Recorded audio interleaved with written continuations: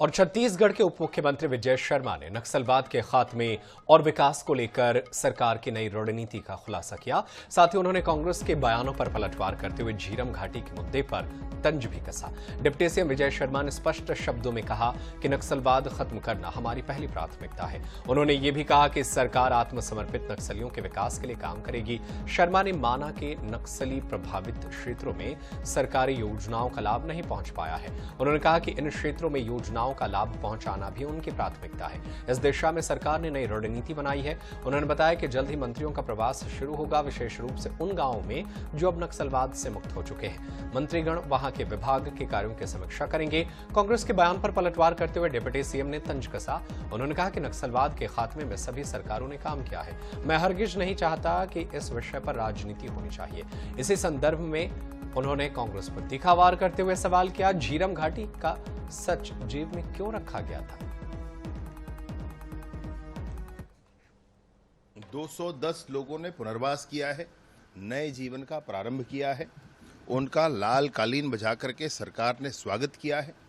अन्य लोगों के साथ संपर्क है, उनकी सूचना है कि वो आने वाले हैं, उनका भी हम स्वागत करते हैं। नया जीवन प्रारंभ करें, लेकिन उसके बाद बहुत स्पष्टता से यह भी कहना चाहते हैं कि तुरंत ही बारिश समाप्त हो चुका है, तुरंत ही ऑपरेशंस फिर से लॉन्च किए जाएंगे।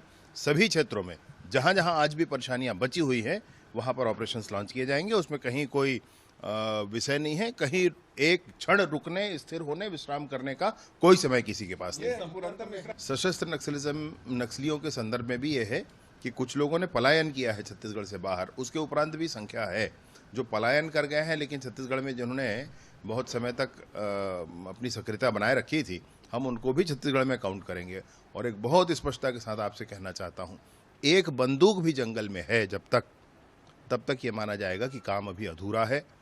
अभी बारिश समाप्त होने के ठीक बाद पूरी ताकत के साथ फिर से ऑपरेशन चलाए जाएंगे और सरकार लाल कालीन बिछा करके स्वागत करती है सबका। अन्यथा जो जवान हैं, जो आर्म्ड फोर्सेस हैं, वो अपनी कार्यवाही करेंगे। मैंने पहले भी जब बातें हुई तो यही कहा, सभी सरकारों ने काम किया है, इस विषय में मैं गलत नहीं कह रहा हूँ। परंतु अगर इस तरह की बात जब होती है तो फिर विभिन्न बातों को करना पड़ जाता है। मैं हरगिज़ नहीं चाहता कि इस विषय पर राजनीतिक बयानबाजी और दांव पेंच हों, लेकिन अगर ऐसा ही कहेंगे तो फिर मैं वही प्रश्न करूंगा कि जेब में रखा हुआ झीरम घाटी का वह रिपोर्ट आपने क्यों नहीं निकाला? आपने ही नेताओं के, मैं तो उसको छत्तीसगढ़ का नेतृत्व कहता हूँ, परंतु अपने ही नेताओं के साथ हुए उस जघन्यता के विषय में आपने क्या किया? क्यों ऐसा स्थिति रहा कि कुछ बात आगे बढ़ ही नहीं रही है? क्या ऐसा हो गया था भाई? क्या ऐसा हो गया था? आज अगर ये है तो आपने अच्छा किया भाई, कोई आपको तो कही नहीं रहा है क्या किया कहीं नहीं किया। अगर इस तरह से बात करेंगे तब कहना पड़ता है।